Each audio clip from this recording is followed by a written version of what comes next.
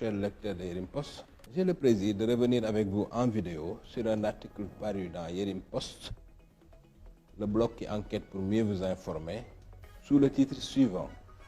Sa démission a tardé, Mame Mbaye Niang a été acculé par Macky Sall en Conseil des ministres. La démission du gouvernement de Mame Mbaye Niang a surpris tout le monde, sauf Yerim Post. Votre blog préféré a eu vent depuis plusieurs semaines du froid qui s'était installé entre le président de la République, Macky Sall, et son désormais ex-ministre du Tourisme, Mame Mbaye Niang. Un incident insolite et public a eu lieu entre les deux hommes. De mémoire de ses participants, pareille scène n'a eu lieu qu'une seule fois en Conseil des ministres sous le magistère de Macky Sall. Celui-ci, muni d'un dossier, l'a ouvert, a pris pièce par pièce pour interroger Mame Mbaye Niang autour du scandale Prodac. Comme dans un interrogatoire d'enquête pénale, le chef de l'État l'a questionné sur des points précis relatifs à des malversations.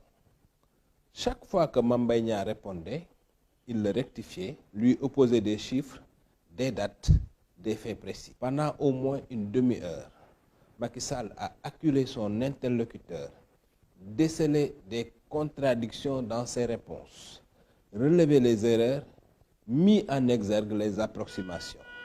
En un mot, il l'a confondu et enfoncé devant ses collègues. Je cite, « L'interrogatoire était tellement sévère que tout le monde s'attendait à ce que Mame Mbaye Niang soit démis de ses fonctions à l'issue de cette réunion du Conseil des ministres. À défaut d'être limogé, tout le monde a compris que quelque chose s'était cassé entre le président et lui et que son départ, acté, n'était plus qu'une question de timing, confie à Yerim Post, un membre du gouvernement. Lorsque le scandale a commencé à barrer la une des journaux, le feu qui couvait entre Macky Sall et Mame Mbaye Niang s'est attisé. Le ministre du Tourisme a dû être prié de bien vouloir démissionner pour ne pas avoir à être démissionné.